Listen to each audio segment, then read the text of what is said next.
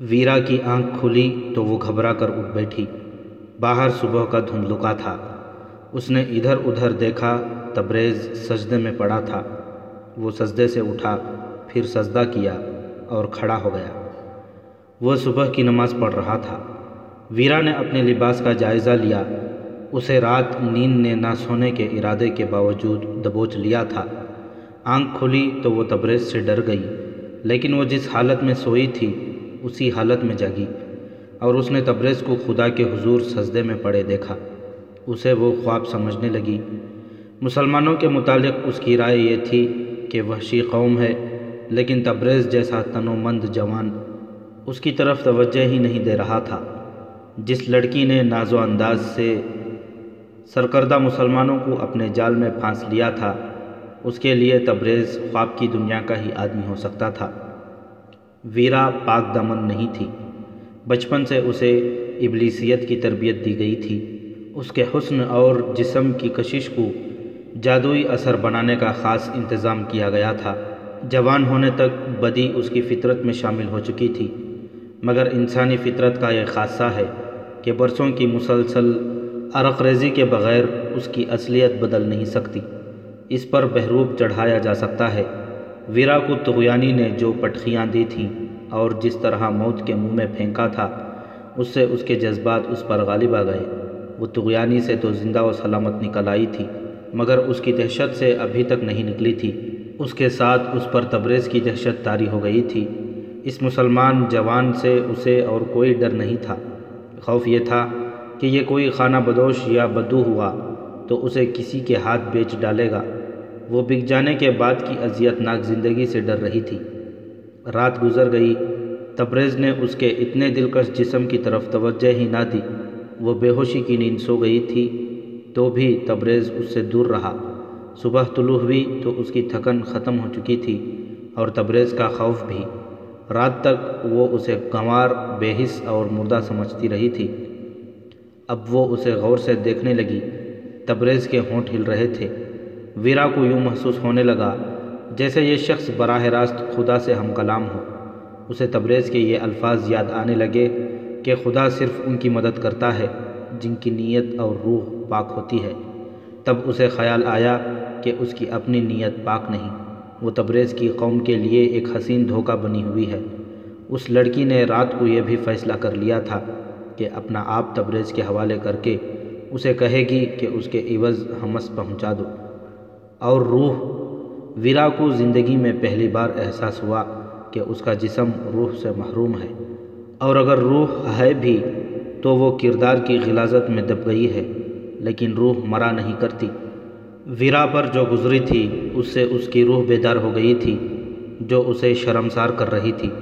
اسے تبریز کی شکل و صورت بدلی ہوئی نظر آنے لگی۔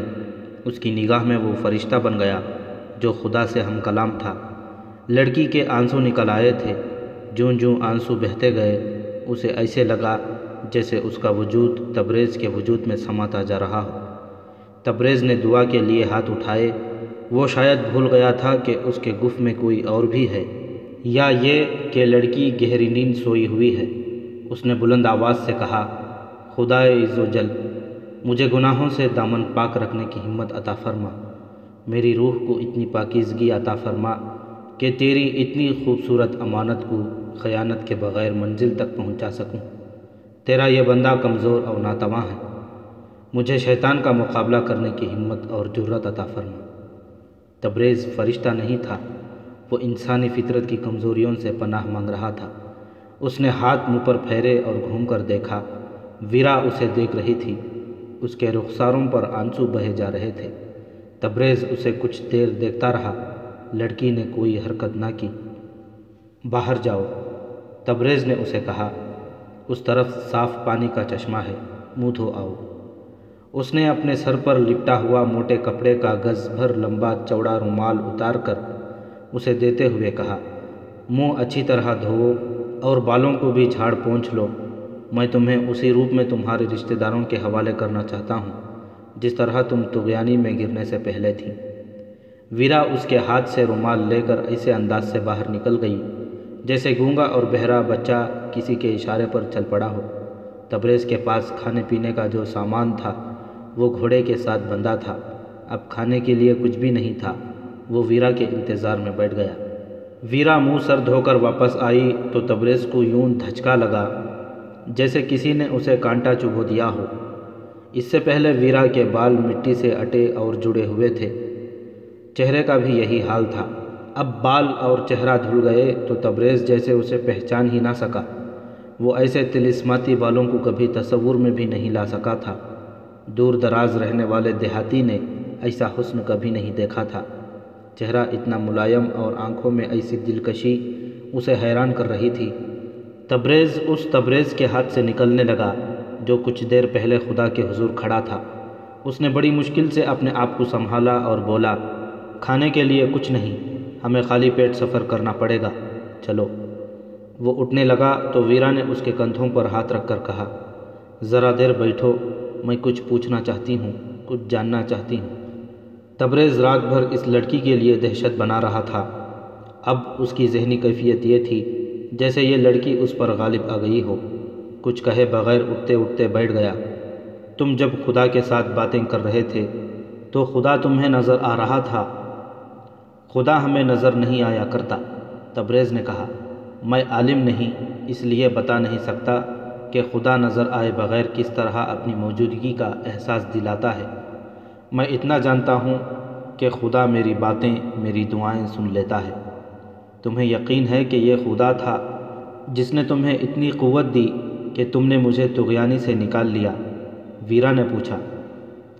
ہمیں خطیب نے بتایا ہے کہ روح پاک ہو تو خدا ہر مشکل میں مدد دیتا ہے، تبریز نے جواب دیا۔ اگر میں اس ارادے سے تمہیں بچانے کی کوشش کرتا کہ تم بہت خوبصورت لڑکی ہو اور تمہیں بچا کر کہیں لے بھاگوں گا تو میں بھی تمہارے ساتھ ڈوب جاتا، مگر میری روح پاک نہیں ہے۔ ویرا نے دھکیارے سے لہجے میں کہا، خدا نے میری مدد کیوں کی ہے؟ مجھے ڈوبنے سے کیوں بچایا ہے؟ ہم اس چل کے خطیب سے پوچھیں گے، تبریز نے کہا۔ مجھ میں اتنی عقل نہیں۔ اور تم نے میرے جسم سے کیوں بے رخی کی؟ ویرا نے اسے پوچھا۔ اگر میں ایسا کرتا جیسے تمہیں ڈر تھا تو میں تمہارے خنجر سے نہ بچ سکتا، تبریز نے جواب دیا۔ تم خدا کی امانت ہو۔ اور وہ چپ ہو گیا۔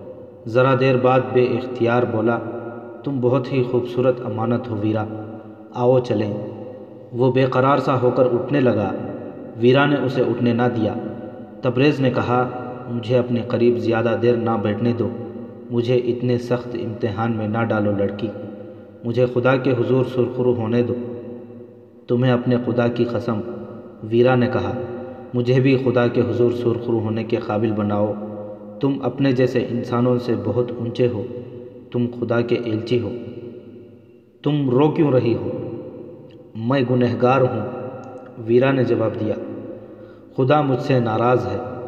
جب اونٹ نے مجھے طغیانی میں گرا دیا تھا تو بھی مجھے خدا یاد نہیں آیا تھا۔ میں سمجھتی تھی کہ جو کچھ ہے وہ جسم ہے اور مجھے اپنے جسم کو بچانا ہے۔ تم مجھے طغیانی سے نکال کر یہاں لے آئے تو بھی میرے سامنے یہی مسئلہ آ گیا تھا کہ مجھے تم سے اپنا جسم بچانا ہے۔ اپنے جسم کو بچانے کے لیے ہی میں نے تمہیں قتل کرنے کی کوشش کی تھی، مگر ناکام رہی۔ میں طغیانی سے بھی بچ گئی، تم سے بھی بچ گئی، لیکن تمہاری عبادت اور دعا نے مجھے بتایا کہ مجھے بچانے والی قوت کوئی اور تھی۔ مجھے بتاؤ وہ قوت کیا ہے، کہاں ہے؟ یہ خدا کی قدرت ہے، تبریز نے جواب دیا۔ یہ روح کی پاکیزگی کا کرشمہ ہے۔ میری ساری زندگی ایک گناہ ہے۔ مجھے صاف لفظوں میں بتاؤ، تبریز نے پوچھا۔ تم رقاصہ ہو، امیروں وزیروں کے پاس رہتی ہو؟ میں نے سنا ہے کہ ایسی لڑکیاں بہت خوبصورت ہوتی ہیں، میں نے ایسی خوبصورت لڑکی کبھی نہیں دیکھی تھی۔ ویرا خاموش رہی، اس کی آنکھوں میں آنسو آ گئے۔ وہ سرک کر تبریز کے قریب ہو گئی۔ تبریز پرے سرک گیا۔ ویرا نے کہا، مجھے ڈر آتا ہے، طغیانی کی دہشت مجھے ابھی تک ڈرا رہی ہے، مجھے اپنے قریب رکھو۔ نہیں، تبریز نے عجیب سی مسکراہٹ سے کہا، میرے اتنا قریب نہ آؤ، میں بھٹک جاؤں گا۔ دیکھ لیا میں کتنی گنہگار ہوں، ویرا نے کہا۔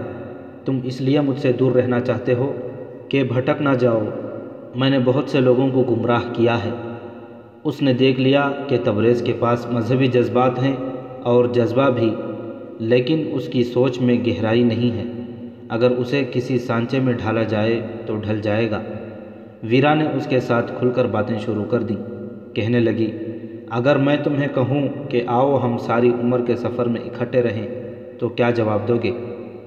تبریز نے اس کے چہرے کو دیکھا، ذرا سا مسکرایا اور سنجیدہ ہو گیا۔ بولا، آؤ چلیں، سورج نکل آیا ہے، سفر مشکل ہو جائے گا۔ ویرا اپنی ذات میں ایک انقلاب محسوس کر رہی تھی جسے وہ اچھی طرح سمجھ نہ سکی۔ وہ اس کے ساتھ اٹھ کر چل پڑی۔ وہ راستے کو کم اور تبریز کو زیادہ دیکھ رہی تھی۔ گزشتہ رات وہ تبریز کو قتل کر کے حمص کو بھاگ جانے کی فکر میں تھی، لیکن اب وہ تیز چلنے سے گریز کر رہی تھی۔ وہ زیادہ سے زیادہ دیر تبریز کے ساتھ رہنے کی خواہش لیے ہوئے تھی۔ ایک بار اس نے تبریز کا ہاتھ پکڑ لیا اور کہا، آہستہ چلو۔ ہمیں آہستہ نہیں چلنا چاہیے، تبریز نے کہا، ورنہ ایک اور رات آ جائے گی۔ آنے دو، ویرا نے کہا، میں تیز نہیں چل سکتی۔ جہاں رہ جاؤ گی وہاں تمہیں اٹھا لوں گا، تبریز نے کہا، آہستہ نہ چلو۔ سلطان صلاح الدین ایوبی کے بھائی العادل نے صلیبی بادشاہ بالڈوین کو ہمات کے قلعے کے باہر بہت بڑی شکست دی تھی، جس سے بوکھلا کر بالڈوین کی فوج بکھر کر پسپا ہوئی تھی۔ اس معرکے کی تفصیل سنائی جا چکی ہے۔ اس صلیبی بادشاہ نے بڑی مشکل سے اپنی بکھری ہوئی فوج کو یکجا کیا تھا، تب اسے اندازہ ہوا تھا کہ اس کا کتنا جانی نقصان ہوا ہے۔ اس کے پاس نصف سے کچھ زیادہ فوج رہ گئی تھی۔ وہ تو دمشق تک کے علاقے پر قبضہ کرنے آیا تھا۔ اس کی فوج العادل کے چھاپہ مار حملے میں مری تھی، اور جب صلیبی بھاگے تو ان میں سے بہت سے وادیوں اور ویرانوں میں بھٹک گئے تھے۔ ان میں سے کئی ایک کو مسلمان گڈریوں، خانہ بدوشوں اور دیہاتوں نے مار ڈالا اور ان کے ہتھیاروں اور گھوڑوں پر قبضہ کر لیا تھا۔ جب بالڈوین نے بچی کچی فوج کو ہمات سے دور ایک جگہ جمع کر لیا تو اسے بتایا گیا کہ فوج کے وہ سپاہی اور عہدیدار جو اکیلے اکیلے آ رہے تھے، مسلمانوں کے ہاتھوں قتل ہو گئے ہیں۔ بالڈوین شکست سے بوکھلایا ہوا تھا۔ اس اطلاع سے اس کا غصہ اور تیز ہو گیا۔ اس نے حکم دیا کہ جہاں کہیں مسلمانوں کا کوئی گاؤں نظر آئے اسے لوٹ لو، جوان لڑکیاں اٹھا لاؤ اور گاؤں کو آگ لگا دو۔ چنانچہ یہ فوج جب نفری اور دیگر نقصانات پورا کرنے اور حملے کی ازسر نو تیاری کرنے کے لیے پیچھے جا رہی تھی، مسلمانوں کے گاؤں تباہ کرتی گئی۔ اب یہ فوج حمص سے 6-7 میل دور خیمہ زن تھی۔ بالڈوین اس کوشش میں تھا کہ کوئی صلیبی حکمران اس کے ساتھ تعاون کرے اور اپنی فوج اسے دے دے، جس سے وہ العادل سے شکست کا انتقام لے سکے اور دمشق تک اپنی حکمرانی، جسے وہ صلیب کی حکمرانی کہتا تھا، قائم کرنے کا عزم پورا کر سکے۔ اسی سلسلے میں وہ ایک اور صلیبی بادشاہ ریجنالڈ آف شائتون کے ہاں گیا ہوا تھا۔ ویرا کی تلاش سے مایوس ہو کر بوڑھا عیسائی اور اس کے ساتھی رات بھر چلتے رہے اور صبح حمص پہنچے۔ قافلے کے دوسرے لوگ بھی پہنچ گئے، ان میں سے کوئی بھی حمص کا نہیں تھا۔ انہیں آگے جانا تھا، تبریز کا گھوڑا ان کے ساتھ تھا۔ انہوں نے گھوڑا ایک مسجد کے امام کے حوالے کر کے بتایا کہ اس کا مالک حمص کا رہنے والا تھا۔ وہ طغیانی میں گھوڑے سے گر کر ڈوب گیا تھا اور گھوڑا باہر آ گیا تھا۔ تھوڑی دیر بعد گھوڑا پہچان لیا گیا۔ جب گھوڑا تبریز کے گھر پہنچا تو وہاں کوہرام بپا ہو گیا۔ وہاں ایک یہودی تاجر کا گھر تھا۔ وہ ایک دولت مند یہودی تھا۔ وہ جو اپنے آپ کو ویرا کا باپ کہتا تھا، اپنے ساتھیوں کے ساتھ اس یہودی کے گھر میں بیٹھا تھا۔ وہ بتا چکا تھا کہ ویرا ڈوب گئی ہے۔ سب افسوس کا اظہار کر رہے تھے، لیکن ان کا مسئلہ افسوس کرنے سے حل نہیں ہو سکتا تھا۔ بوڑھے نے یہودی میزبان سے پوچھا کہ حمص کے مسلمانوں کی سرگرمیاں اور عزائم کیا ہیں؟ بہت خطرناک، میزبان نے جواب دیا۔ انہیں باقاعدہ ٹریننگ دی جا رہی ہے اور یہ قصبہ سلطان ایوبی کے چھاپہ ماروں کا اڈا بنتا جا رہا ہے۔ خطیب صرف خطیب نہیں، فوج کا کمانڈر اور استاد معلوم ہوتا ہے۔ اگر اسے قتل کرا دیا جائے تو کیا فائدہ ہوگا؟ بوڑھے عیسائی نے پوچھا۔ کچھ بھی نہیں، یہودی تاجر نے جواب دیا۔ اس کا نقصان یہ ہوگا کہ مسلمان ہم پر شک کر کے ہم میں سے کسی کو بھی زندہ نہیں رہنے دیں گے۔ یہ قصبہ ان کی سلطنت میں ہے۔ یہاں جو عیسائی اور یہودی گھرانے ہیں، کیا ان کی لڑکیاں کچھ نہیں کر سکتیں؟ بوڑھے نے پوچھا۔ آپ جانتے ہیں کہ اس کام کے لیے کتنی ٹریننگ اور تجربے کی ضرورت ہے، میزبان نے جواب دیا۔ ہماری لڑکیوں میں کوئی ایک بھی اتنی چالاک نہیں، اور آپ ضروری سمجھتے ہیں کہ یہاں کے مسلمان جنگی ٹریننگ حاصل نہ کر سکیں؟ بوڑھے نے پوچھا۔ آپ کیا حکم لے کر آئے ہیں؟ میزبان نے پوچھا۔ حکم بڑا صاف ہے، بوڑھے نے کہا، ان مسلمانوں کو آپس میں ٹکرانا اور انہیں صلاح الدین ایوبی کے خلاف کرانا ہے۔ ویرا کے لیے یہ کام مشکل نہیں تھا، اس کے بغیر یہ مہم ممکن نہیں رہی۔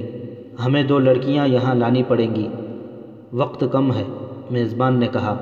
آپ جانتے ہیں کہ رملہ کی لڑائی کو کتنے مہینے گزر چکے ہیں، جس میں صلاح الدین ایوبی کو شکست ہوئی تھی۔ آپ اگر حقیقت کو قبول کریں تو یہ شکست صلاح الدین ایوبی کے عزم اور جذبے کا کچھ نہیں بگاڑ سکی۔ وہ سنبھل چکا ہے اور اس نے فوج تیار کر لی ہے۔ قاہرہ سے جاسوس جو خبریں بھیج رہے ہیں وہ اچھی نہیں۔ صلاح الدین قاہرہ سے کوچ کرنے والا ہے۔ ابھی یہ پتہ نہیں چل سکا کہ وہ کس طرف کوچ کرے گا اور کہاں حملہ کرے گا۔ ادھر اس کے بھائی العادل کو دمشق سے کمک مل گئی ہے۔ اس نے شاہ بالڈون کو ایسی شکست دی ہے کہ اتنا عرصہ گزر جانے کے بعد بھی شاہ بالڈون سنبھل نہیں سکا۔ آپ یہ بھی جانتے ہیں کہ صلاح الدین ایوبی شبخون اور چھاپہ ماروں کی جنگ لڑتا ہے۔ ہماری فوجوں کی رسد اس سے محفوظ نہیں رہتی۔ اگر حمص کے مسلمانوں نے اس کے چھاپہ ماروں کے لیے اڈہ مہیا کر دیا تو یہ لوگ ہماری رسد اور آگے جانے والی کمک کے لیے مصیبت بن جائیں گے۔ ان حالات میں آپ کا یہ طریقہ کار بالکل بیکار ثابت ہوگا کہ تربیت یافتہ لڑکیوں کو یہاں لا کر مسلمانوں میں رقابت پیدا کی جائے اور ان کی کردار کشی کی جائے۔ اس کے لیے حالات اور مقامات مختلف ہوتے ہیں۔ میں آپ کے ان افسروں پر حیران ہوں جنہوں نے ایک لڑکی یہاں بھیجی تھی۔ پھر کیا کیا جائے؟ صفایا، میزبان نے اپنے ہاتھ کو تلوار کی طرح دائیں بائیں جنبش دے کر کہا، پورے قصبے کو آبادی سمیت ختم کرنا پڑے گا۔ اس صورت میں ہم بھی یہاں نہیں رہ سکیں گے۔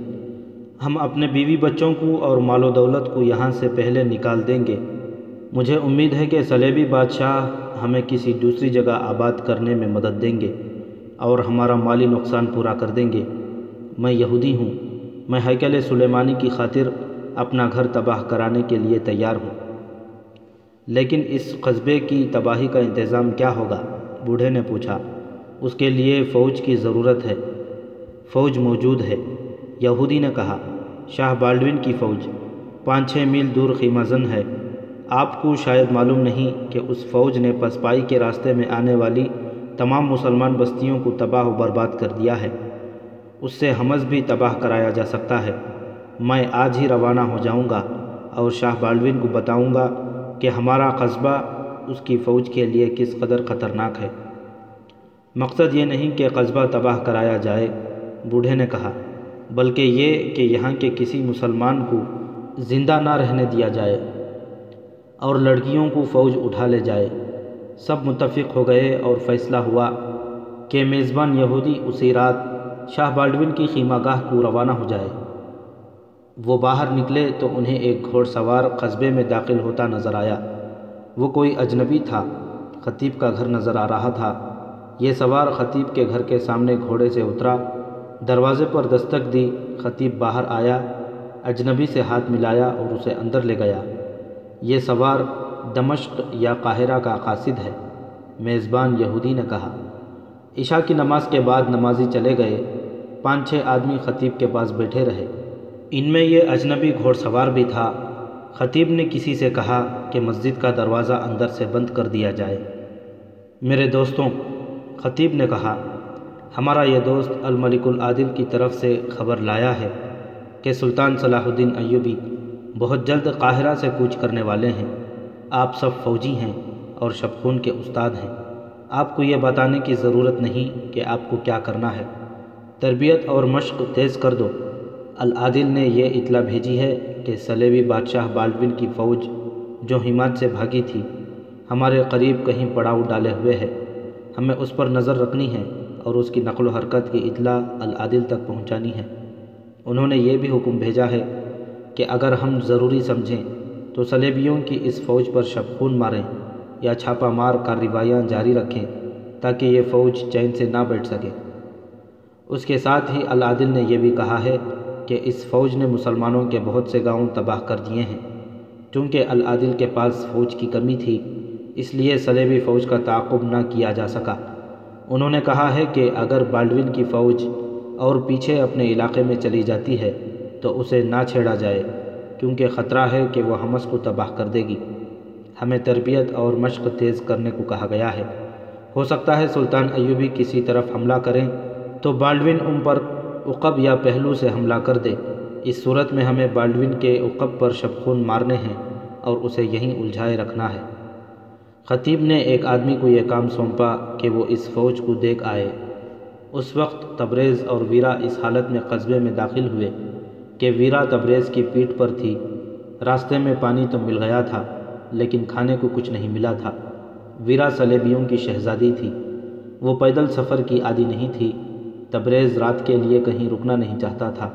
اس نے ویرا کو پیٹھ پر اٹھا لیا اور باقی سفر اسی طرح طے کیا۔ اس نے لڑکی کو اپنے گھر کے سامنے اتارا اور اسے اندر لے گیا۔ اس کے گھر والوں کو یقین نہیں آ رہا تھا کہ تبریز زندہ ہے۔ اس کا گھوڑا پہلے ہی گھر پہنچ چکا تھا۔ اس نے گھر والوں کو بتایا کہ اس پر کیا بیتی ہے۔ ویرا کو معلوم تھا کہ اس کی منزل یہودی تاجر کا گھر ہے۔ اس نے کہا کہ وہ اس کے گھر فوراً جانا چاہتی ہے، شاید اس کا باپ زندہ آ گیا ہو۔ تبریز اس کے ساتھ گیا۔ اسے یہودی تاجر کا گھر معلوم تھا۔ راستے میں اندھیرا تھا۔ ویرا اچانک رک گئی اور تبریز سے لپٹ گئی۔ کبھی چہرہ اس کے سینے پر رگڑتی، کبھی اس سے الگ ہو کر اس کے ہاتھ چومتی اور آنکھوں سے لگاتی۔ ہماری منزلیں جدا ہیں، ویرا نے جذبات اور رقت سے بوجھل آواز میں کہا، مگر ہم کسی دو راہے پر پھر ملیں گے۔ میں اپنی روح سے بیگانہ تھی، وہ مل گئی ہے، اور میں نہیں جانتی تھی محبت کیا ہے، وہ تم نے دے دی ہے۔ دل میں تمہاری یاد لے کے جا رہی ہوں، تم مجھے بھول جاؤ گے۔ نہیں ویرا۔ تبریز کی جذباتی کیفیت ویرا سے زیادہ متزلزل تھی۔ کہنے لگا، میں تمہیں بھول نہیں سکوں گا۔ میں نے تمہیں راستے میں کہا تھا کہ اب تک ایک باطل مذہب کی پجاری رہی ہو، باقی عمر اسلام کے سائے میں گزارو۔ میں تمہارا انتظار کروں گا۔ میرے دل میں اب کوئی لڑکی نہیں سما سکے گی۔ تم اب اسی قصبے میں رہو گی۔ ہم ملا کریں گے، لیکن وہاں جہاں کوئی نہ دیکھ سکے۔ تبریز نے امانت میں خیانت نہیں کی تھی۔ دوران سفر یہ لڑکی اس کی مرید ہو گئی تھی۔ پھر یوں ہوا کہ لڑکی تبریز کے دل میں اتر گئی۔ اب وہ دل پر پتھر رکھ کر اسے یہودی کے حوالے کرنے جا رہا تھا۔ وہ جب اسے یہودی کے گھر لے گیا تو وہاں اسے بوڑھا عیسائی ملا۔ اس نے ویرا کو گلے لگا لیا۔ یہودی تاجر گھر پر نہیں تھا۔ وہ فیصلے کے تحت شاہ بالڈون کی خیمہ گاہ کو روانہ ہو گیا تھا۔ تبریز بوڑھے کے اصرار کے باوجود وہاں رکا نہیں۔ وہاں سے وہ مسجد میں چلا گیا۔ دروازہ اندر سے بند تھا۔ اس نے دستک دی، دروازہ کھلا تو وہ اندر چلا گیا۔ سلطان صلاح الدین ایوبی نے 1 سال کے اندر اپنی فوج تیار کر لی تھی۔ اس نے مزید انتظار نہ کیا۔ جس رات حمص کا یہ یہودی تاجر شاہ بالڈون سے یہ کہنے جا رہا تھا کہ وہ اپنی فوج سے حمص کے مسلمانوں کو تباہ و برباد کر دے، اس رات سلطان ایوبی کی فوج قاہرہ سے نکل گئی تھی۔ اس کی منزل دمشق تھی۔ کوچ بہت تیز تھا۔ سلطان ایوبی وقت ضائع نہیں کرنا چاہتا تھا۔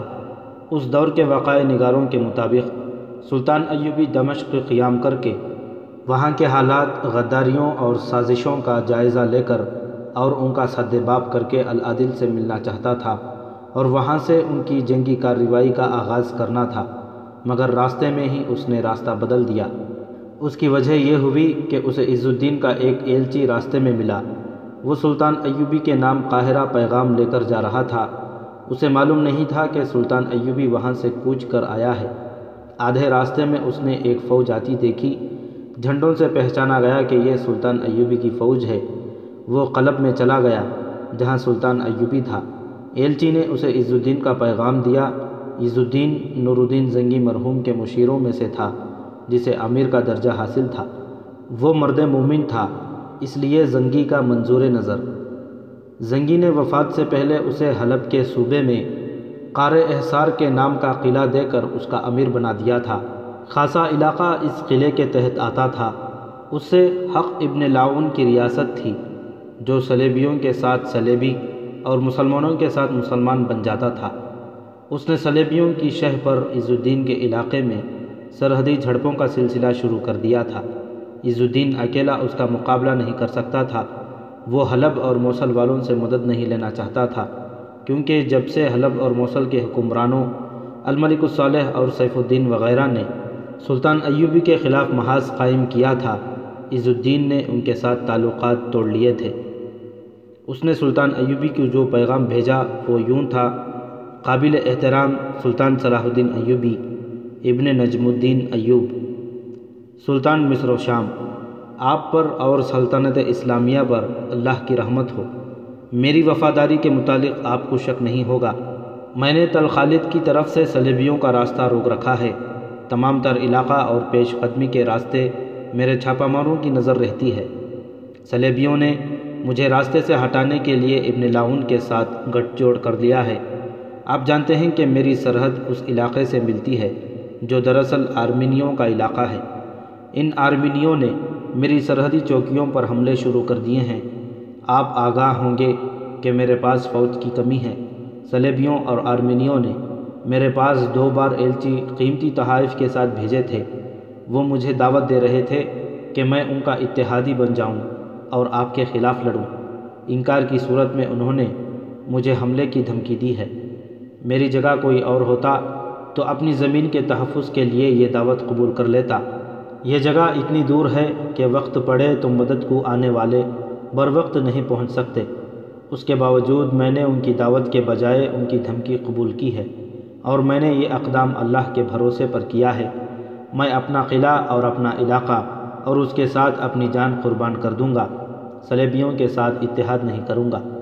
میں نور الدین زنگی مرحوم کی روح کے آگے جوابدہ ہوں، اور میں ان کی لاکھوں شہیدوں کے آگے جوابدہ ہوں جو قبلہ اول کے نام پر قربان ہو چکے ہیں۔ مجھے معلوم نہیں کہ آپ کا آئندہ اقدام کیا ہوگا۔ مجھے یہ معلوم ہے کہ رملہ کے حادثے کے بعد آپ تنظیم نو اور دیگر تیاریوں میں مصروف ہوں گے۔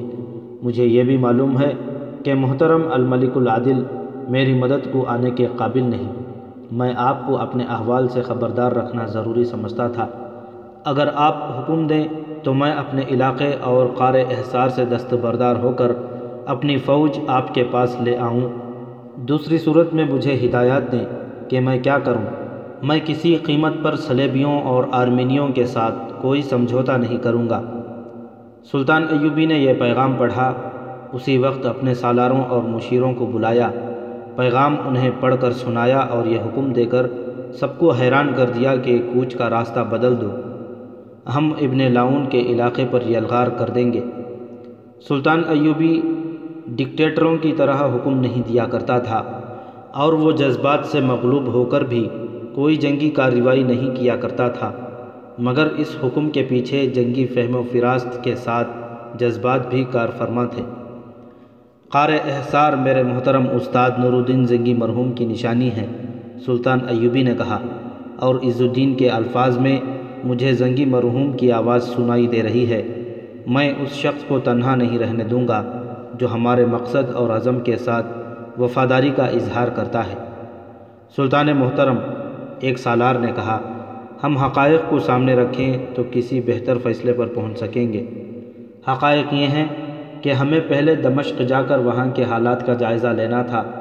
سلطان ایوبی نے کہا، اب اگر ہم دمشق چلے گئے تو ابن لاؤن تل خالد پر حملہ کر دے گا اور عز الدین اس کے آگے نہیں ٹھہر سکے گا۔ آگے حلب ہے، تم سب الملک الصالح اور اس کے مشیروں کو اچھی طرح جانتے ہو۔ بے شک وہ اس معاہدے کا پابند ہے جو اس نے ہمارے ساتھ کر رکھا ہے، لیکن معاہدہ لوہے کی دیوار نہیں ہوتی کہ ٹوٹ نہ سکے۔ وہ فوراً صلیبیوں کے ساتھ سمجھوتہ کر کے ایک بار پھر ہمارے خلاف لڑنے کو آ جائے گا۔ میں صلیبیوں کو حلب نہیں لینے دوں گا، اور عز الدین کو میں اکیلا نہیں چھوڑوں گا۔ کچھ دیر عملی پہلوؤں پر بحث مباحثہ ہوا اور طے ہوا کہ تل خالد کی سمت کوچ ہوگا۔ سلطان ایوبی نے عز الدین کے ایلچی کو زبانی پیغام دیا جس میں کہا کہ عز الدین ابن لاؤن سے ملے اور اسے دوستی کا دھوکہ دے، لیکن اسے اپنے علاقے میں دخل انداز نہ ہونے دے، اس کے ساتھ دوستی کے شرائط پر بات چیت کرتا رہے، اور اسے یہاں تک دھوکہ دے کہ وہ اپنی فوج اس کے حوالے کر دے گا۔ سلطان ایوبی نے ایلچی کو بتا دیا کہ اس نے اپنی فوج کو تل خالد کی طرف تیز کوچ کا حکم دے دیا ہے۔ ایلچی روانہ ہو گیا۔ صلیبی جاسوس سلطان ایوبی کی نقل و حرکت دیکھ رہے تھے اور صلیبیوں تک خبریں پہنچا رہے تھے، جن کے مطابق انہوں نے اپنے قلعوں اور اپنے علاقوں کا دفاع مضبوط کر لیا تھا۔ وہ جانتے تھے کہ سلطان ایوبی کے اقدامات کے متعلق کوئی پیشن گوئی نہیں کی جا سکتی۔ صلیبیوں کے مشترکہ ہیڈ کوارٹر میں جب جاسوسوں نے یہ اطلاع دی کہ سلطان ایوبی کی فوج دمشق کے راستے سے ہٹ کر کسی دوسری طرف جا رہی ہے، تو ان کے جرنیلوں نے کہا کہ ایوبی اپنے آزمائے ہوئے میدانوں میں لڑنا چاہتا ہے۔ حمص کا یہودی تاجر جو حمص کو تباہ کرانے کے لیے شاہ بالڈوین کے پاس گیا تھا، واپس آ گیا تھا۔ اسے بالڈوین نہیں ملا تھا، وہ اپنے صلیبی دوستوں سے مدد مانگنے گیا تھا۔ اس کے جرنیلوں نے یہودی سے کہا کہ وہ شاہ بالڈوین کے حکم کے بغیر کوئی اقدام نہیں کر سکتے۔ کریں گے ضرور۔ یہودی حمص واپس آیا تو اسے بتایا گیا کہ ویرا زندہ آ گئی ہے اور اسے تبریز نام کا ایک مسلمان لایا ہے۔ تبریز کو عیسائیوں اور یہودیوں نے نقد انعام پیش کیا تھا، جو اس نے یہ کہہ کر لینے سے انکار کر دیا تھا کہ اس نے اپنا فرض ادا کیا ہے۔ اب یہودی تاجر ویرا کو بیکار سمجھتا تھا، کیونکہ قصبے کو تباہ کرانے کا انتظام ہو چکا تھا۔ یہ فیصلہ کیا گیا کہ ویرا کو واپس ہیڈ کوارٹر میں بھیج دیا جائے، لیکن ویرا چالاک لڑکی تھی۔ اس نے کہا کہ وہ خطیب کے اعصاب پر غالب آ جائے گی اور مسلمانوں کو جنگی تربیت دینے والوں کے درمیان رقابت کی دشمنی پیدا کر دے گی۔ اس نے یہ بھی کہا کہ یہاں کے مسلمانوں کے عزائم معلوم کرنے کے لیے بھی اس کی ضرورت ہے۔ چنانچہ اسے حمص ہی میں رہنے دیا گیا، لیکن کسی کو پتہ نہ چلا کہ وہ صرف تبریز کی خاطر وہاں کچھ دن اور رکنا چاہتی ہے۔ وہ تبریز سے ملتی رہی۔ رات کو وہ قصبے سے دور نکل جاتے اور بہت دیر وہیں بیٹھے رہتے تھے۔ اس صلیبی لڑکی کے مقابلے میں تبریز کی کوئی حیثیت ہی نہیں تھی۔ وہ تو عمرا، وزراء اور بادشاہوں کے محلات میں رہنے والی لڑکی تھی۔ دمشق میں اس نے انتظامیہ کے 2 عمرا کو اپنے قدموں میں بٹھا لیا تھا اور ان کے ہاتھوں ایسی سازش تیار کرا دی تھی جس کی اطلاع پر سلطان ایوبی دمشق جا رہا تھا، مگر طغیانی کی دہشت اور تبریز کے کردار نے اسے ایسا جھٹکا دیا تھا کہ اس کی ذات میں روح اور جذبات بیدار ہو گئے تھے۔ وہ تبریز کی پوجا کرنے لگی تھی اور تبریز اس کی محبت میں گرفتار ہو چکا تھا۔ تبریز، ایک بات بتاؤ، ایک رات ویرا نے اس سے پوچھا، خطیب اور دوسرے چند ایک آدمی جو تمہیں جنگی تربیت دیتے ہیں، وہ کہاں سے آئے ہیں؟ تبریز جواب دینے لگا تو ویرا بول اٹھی، رہنے دو، جانے دو تبریز، ہمیں اس سے کیا، کوئی کچھ کرتا پھرے، ہم اتنی خوبصورت رات کو جنگ کی باتوں سے کیوں مقدر کریں؟ اس طرح وہ 2 حصوں میں کٹ گئی تھی۔ تبریز کے ساتھ ہوتی تو وہ معصوم اور پاک لڑکی ہوتی تھی۔ اسے یہ بھی یاد نہیں رہتا تھا کہ وہ جاسوس ہے۔ اس نے ایک ہی بار تبریز پر خطیب اور دوسرے استادوں کے متعلق پوچھا، لیکن اسے اس نے دھوکہ سمجھا اور تبریز کو جواب دینے سے روک دیا۔ یہی ویرا جب یہودی تاجر کے گھر میں بیٹھی ہوتی تو مسلمانوں کی تباہی کی باتیں کرتی تھی۔ 1.5-2 مہینے گزر گئے تھے۔ ایک شام ویرا تبریز کے گھر چلی گئی اور اس کی ماں کے ساتھ باتیں کرتی رہی۔ اس نے تبریز کو اشارہ کیا جسے وہ سمجھتا تھا۔ وہ چلی گئی۔ شام کا اندھیرا گہرا ہوتے ہی تبریز اس جگہ پہنچ گیا جہاں وہ ملا کرتے تھے۔ ویرا آ گئی تھی، تبریز کو قصبے سے دور لے گئی۔ وہ گھبرائی ہوئی تھی۔ تبریز کے پوچھنے پر بھی اس نے نہ بتایا کہ اس کی گھبراہٹ کی کیا وجہ ہے۔ انہیں آوازیں سنائی دیں، کوئی ویرا کو پکار رہا تھا۔ تبریز نے پوچھا کہ یہ کون ہے؟ ویرا نے گھبرائی ہوئی آواز میں کہا کہ اس کے آدمی اسے تلاش کر رہے ہیں، چلو اور دور نکل چلیں۔ ویرا نے کہا اور اسے اور دور لے گئی۔ اسے ابھی تک کوئی پکار رہا تھا۔ ان آوازوں کو مت سنو تبریز، ویرا نے کہا، میں جب تمہارے پاس ہوتی ہوں تو میں اپنے کسی آدمی کی آواز نہیں سننا چاہتی۔ آگے چٹانیں تھیں۔ ویرا تبریز کو چٹانوں کے پیچھے لے گئی۔ تبریز حیران سا ہو کے اس کے ساتھ چلتا رہا اور وہ ایک جگہ رک گئے۔ وہاں کسی کی آواز نہیں پہنچتی تھی۔ تبریز چونک اٹھا اور بولا، شور سا سنائی دیتا ہے، تم بھی سننے کی کوشش کرو، ایسے لگتا ہے جیسے چیخو پکار ہو رہی ہو اور گھوڑے دوڑ رہے ہیں، تمہارے کان بج رہے ہیں۔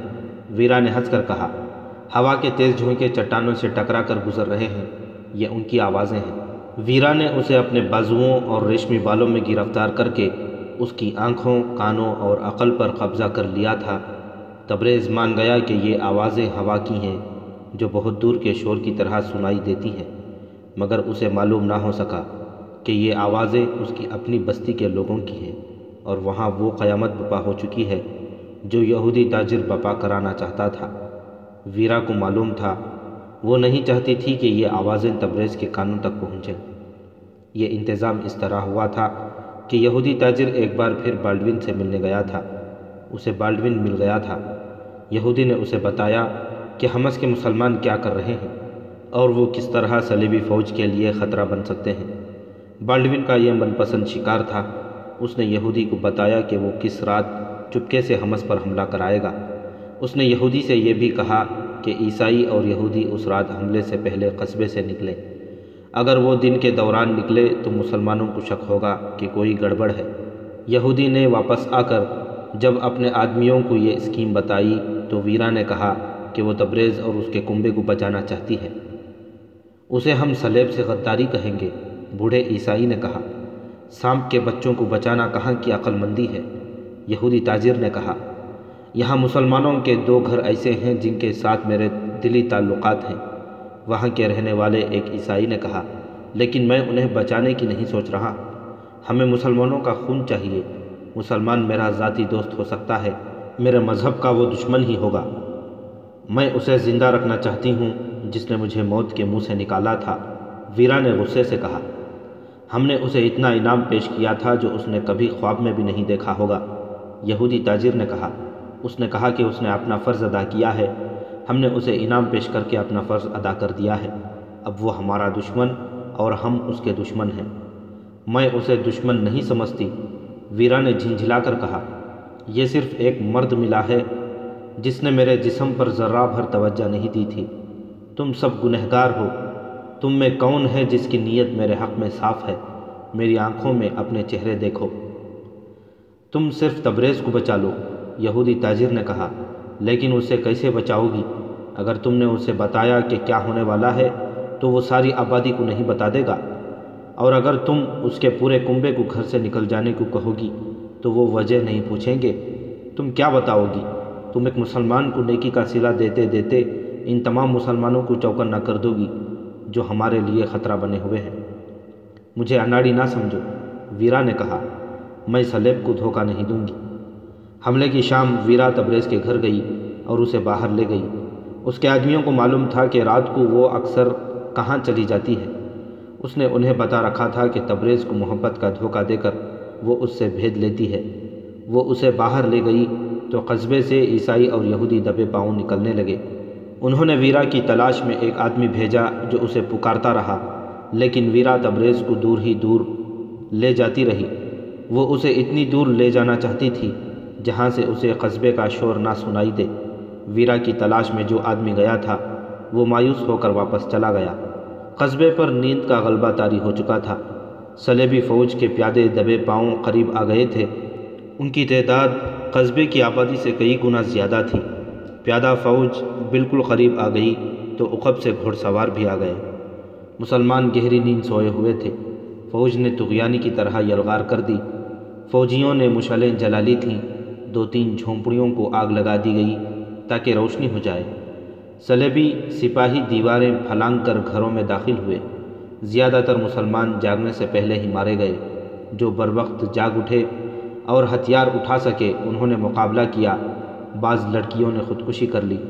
صلیبی گھڑ سواروں نے قصبے کو گھیر رکھا تھا۔ کسی کو باہر کو بھاگتا دیکھتے تو اسے برچھی یا تلوار کا شکار کر لیتے تھے۔ یہ تھی وہ چیخ و پکار اور شور جو چٹانوں میں بیٹھے ہوئے تبریز نے سنا تھا۔ اس کا گھر تباہ ہو چکا تھا، بچہ بچہ کٹ گیا تھا۔ شاہ بالڈوین نے مسلمانوں کی اس بستی سے بھی اپنی شکست کا انتقام لے لیا تھا۔ تم آج مجھے اتنی دور کیوں لے آئی ہو؟ تبریز نے پوچھا اور کہا، تم آج بولتی کیوں نہیں؟ گھبرائی ہوئی کیوں ہو؟ اس لیے کہ تم میرا ساتھ نہیں دو گے۔ ویرا بہت ہوشیار لڑکی تھی، کہنے لگی، میں تمہیں کہیں اور لے جا رہی ہوں۔ اسے خاموش دیکھ کر بولی، کل واپس آ جائیں گے۔ کہاں؟ کیا تمہیں مجھ پر بھروسہ نہیں؟ ویرا نے اسے بازوؤں میں لے کر اس کا چہرہ اتنا قریب کر لیا کہ اس کے بکھرے ہوئے ریشمی بال تبریز کے گالوں کو چھونے لگے۔ یہ وہی بال تھے جنہیں گف میں دھلا ہوا دیکھ کر تبریز نے اپنی ذات میں عجیب سا لرزہ محسوس کیا تھا۔ اب تو ویرا کی محبت اس کے دل میں دور تک اتر گئی تھی، اس پر خمار سا طاری ہو گیا۔ ہم کب تک چوروں کی طرح ملتے رہیں گے؟ میں اب تمہارے بغیر نہیں رہ سکتی۔ اگر تمہارے دل میں میری محبت ہے تو مجھ سے ابھی یہ نہ پوچھو کہ میں تمہیں کہاں لے جا رہی ہوں۔ یہ سمجھ لو کہ ہم وہاں چلیں گے جہاں ہمارے درمیان مذہب کی دیواریں حائل نہیں ہوں گی۔ تم مرد ہو، مجھے دیکھو، کمزور سی عورت ہو کر تمہاری محبت کی خاطر کتنا بڑا خطرہ مول لے رہی ہوں۔ کمزور دراصل تبریز تھا، ویرا اس کی عقل پر غالب آ گئی تھی۔ وہ اس کوشش میں تھی کہ تبریز اپنے قصبے میں واپس نہ جائے۔ وہ جانتی تھی کہ وہاں اسے اپنے گھر کے جلے ہوئے کھنڈر اور گھر والوں کی جلی ہوئی لاشیں ملیں گی، پھر وہ پاگل ہو جائے گا۔ ہو سکتا تھا ویرا کو کسی شک کی بنیاد پر قتل ہی کر دے۔ ویرا کے دماغ میں کچھ اور آ گیا تھا۔ اس نے محبت کی خاطر اور طغیانی سے بچانے اور اسے باعزت ہمس لانے کے صلے میں صلیبیوں کے ہاتھوں قتل ہونے سے بچا لیا تھا، اور اب اپنے گھر کی بربادی دیکھنے کی اذیت سے بچانا چاہتی تھی۔ اس نے تبریز کو اٹھا لیا اور چل پڑی۔ تبریز اس کے ساتھ یوں جا رہا تھا جیسے ہپنوٹائز کر لیا گیا ہو۔ صبح طلوع ہوئی تو ہمس جلے ہوئے کھنڈروں میں تبدیل ہو چکا تھا۔ وہاں کوئی مسلمان زندہ نہیں رہا تھا۔ بڑی مسجد کے مینار کھڑے تھے۔ خطیب اور اس کے ساتھی مقابلے کے بغیر شہید ہو گئے تھے۔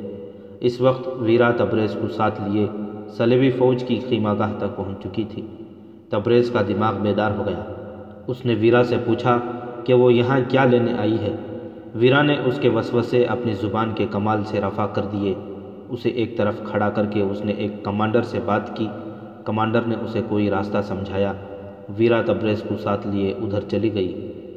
وہ جہاں پہنچے وہ شاہ بالڈون کی ذاتی خیمہ گاہ تھی، جس پر محل کا گماں ہوتا تھا۔ محافظوں نے بہت کچھ پوچھ کر ویرا کو بالڈون کے خیمے میں جانے دیا۔ کچھ دیر بعد تبریز کو اندر بلایا گیا۔ بالڈون نے اسے سر سے پاؤں تک دیکھا اور کہا، یہ لڑکی تمہیں اپنے ساتھ رکھنا چاہتی ہے۔ اس نے ایسی خواہش کا اظہار کیا ہے جسے ہم رد نہیں کر سکتے۔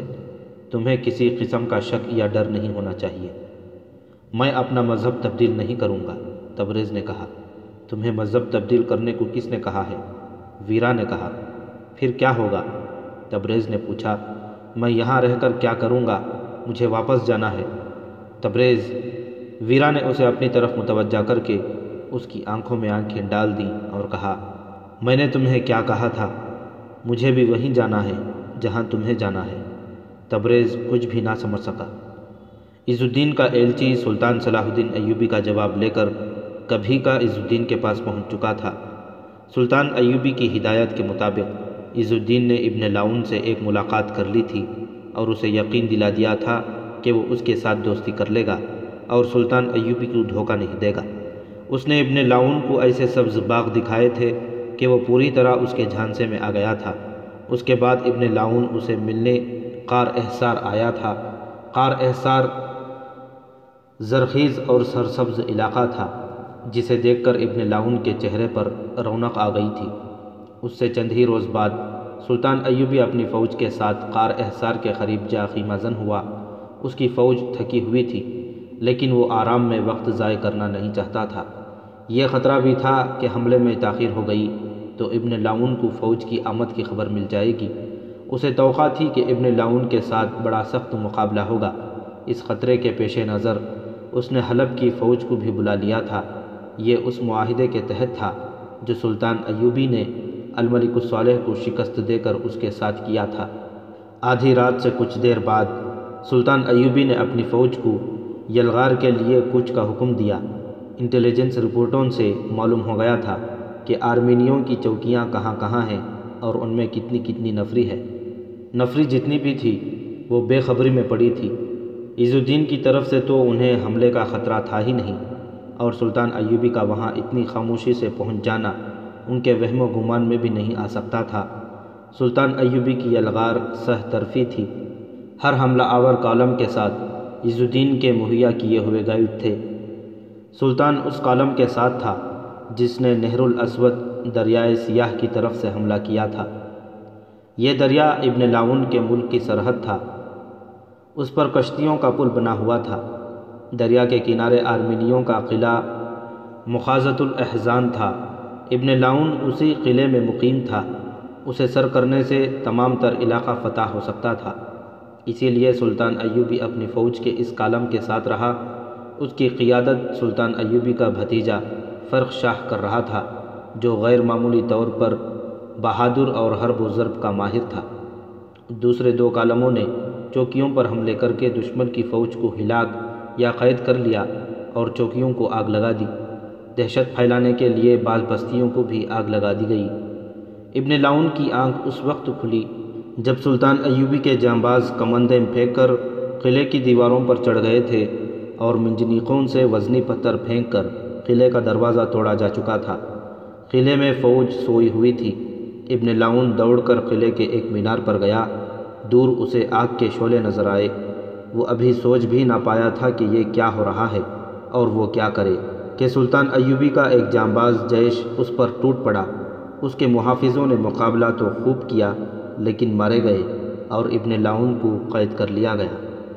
صبح طلوع ہو رہی تھی جب ابن لاون کو سلطان ایوبی کے سامنے کھڑا کیا گیا۔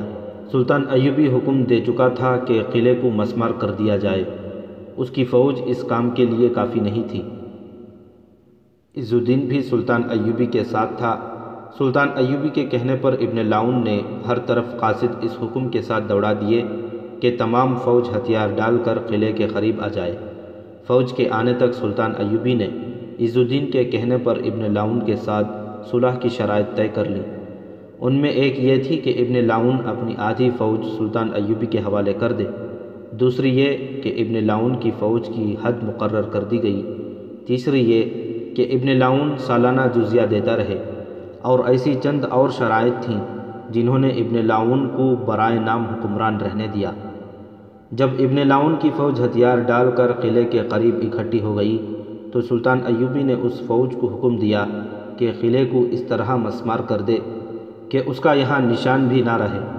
شکست خوردہ فوج نے اسی وقت قلعہ مسمار کرنا شروع کر دیا اور سلطان ایوبی اپنی فوج کو مصافہ نام کے ایک گاؤں کے قریب لے گیا۔ اس نے حلب کی فوج واپس بھیج دی اور اپنی فوج کو آرام کی لمبی مہلت دی۔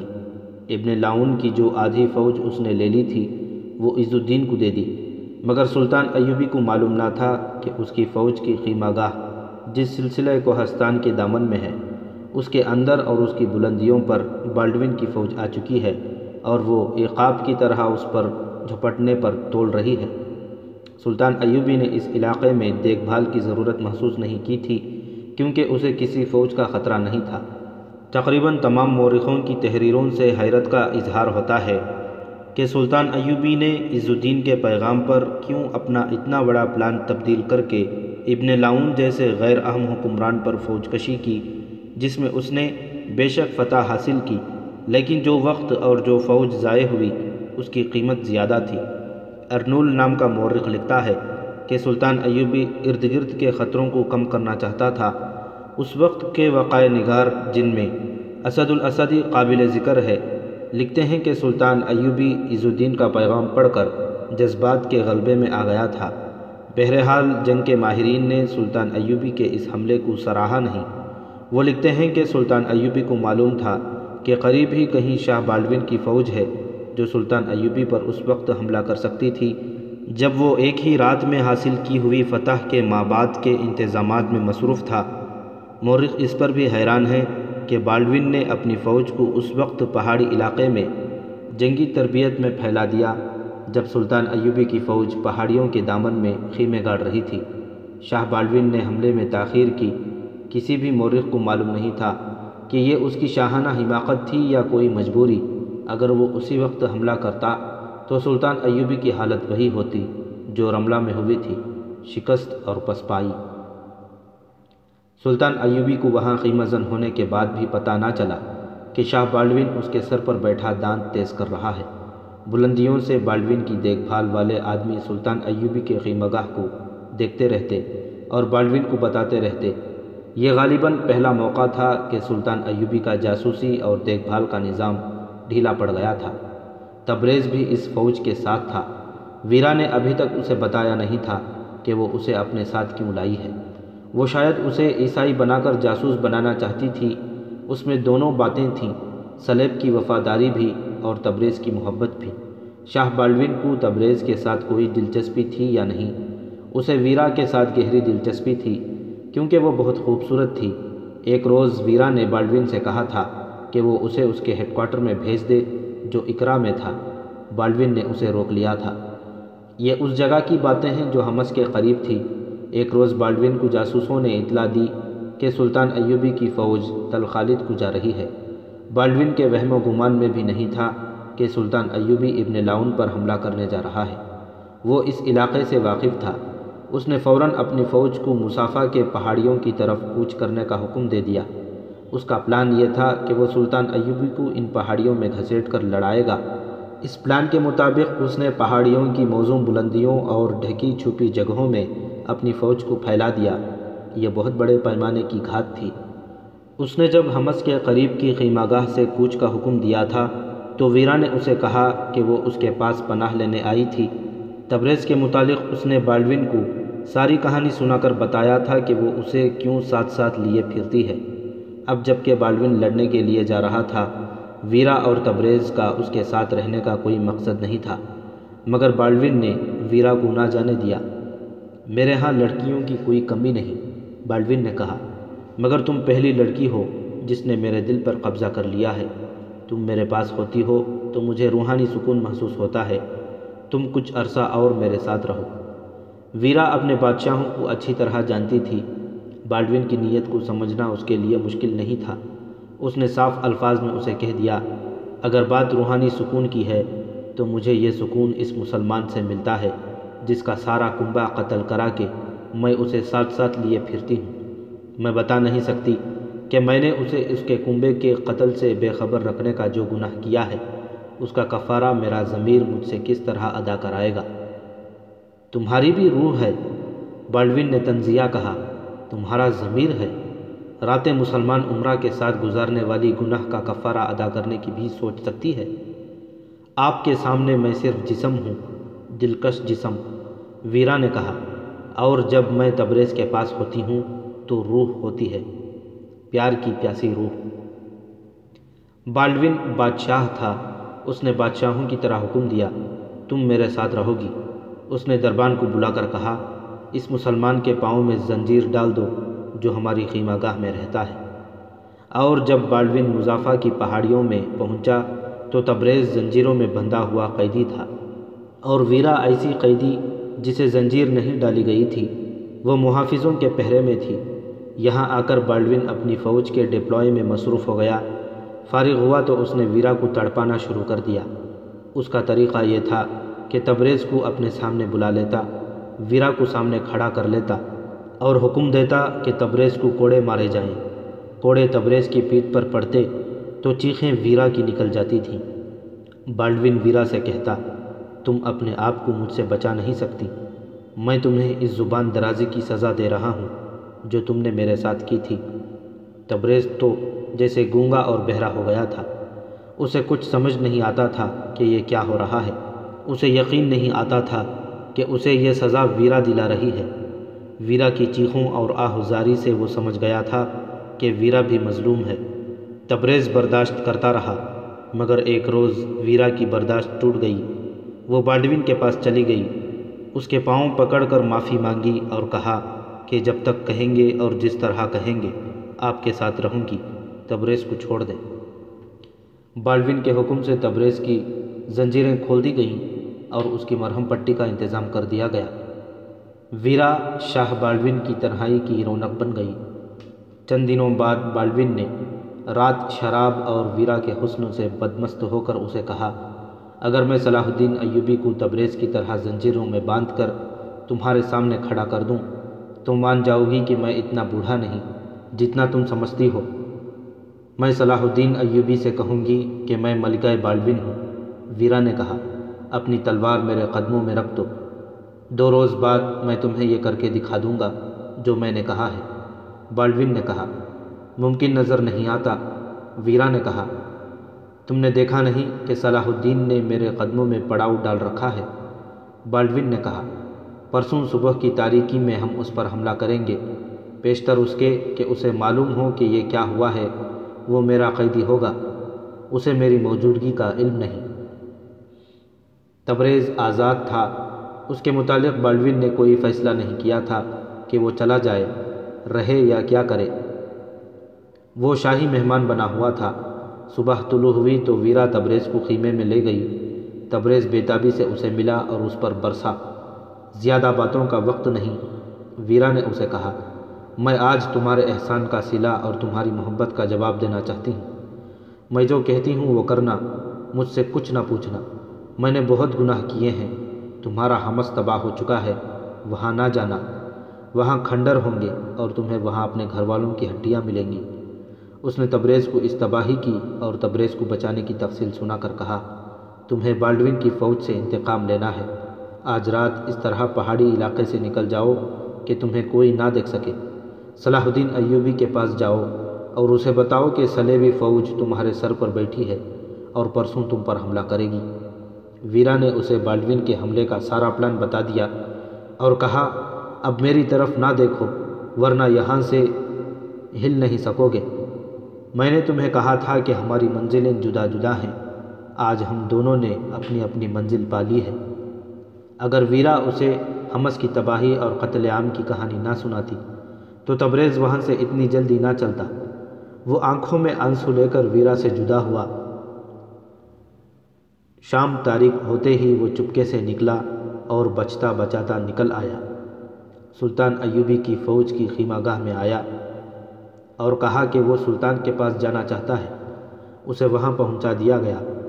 سلطان ایوبی نے اس کی ساری داستان تحمل سے سنی اور اسے بالڈون کی فوج اور اس کے پلان کے متعلق پوری اطلاع لی۔ اس نے اسی وقت اپنے سالاروں کو بلایا اور ضروری احکام دیے۔ شاہ بالڈون نے تیسری رات کے آخری پہر سلطان ایوبی کی خیمہ گاہ پر حملہ کیا، مگر وہ صرف خیمے تھے، فوج نہیں تھی۔ اچانک فضا میں فتیلے والے تیروں کے شرارے اڑے اور خیموں پر گرے۔ خیمے جن کے اندر خشک گھاس اور اس پر آتش گیر سیال چھڑکا ہوا تھا، مہیب شعلے بن گئے۔ بالڈون نے یہ حالت دیکھی تو اس نے اپنے مزید دستوں کو حملے کے لیے بھیجا۔ ان پر دائیں اور بائیں سے تیروں کی بوچھاڑیں پڑیں۔ صبح ہو گئی۔ بالڈون کی اس فوج پر جو وادیوں میں چھپی ہوئی تھی، حملہ ہو گیا۔ تب بالڈون کو احساس ہوا کہ اس نے سلطان ایوبی کو بے خبری میں نہیں لیا، بلکہ وہ خود سلطان ایوبی کی گھات میں آ گیا ہے۔ بالڈون ایک بلندی پر جا کھڑا ہوا اور اپنی فوج کا حشر دیکھنے لگا۔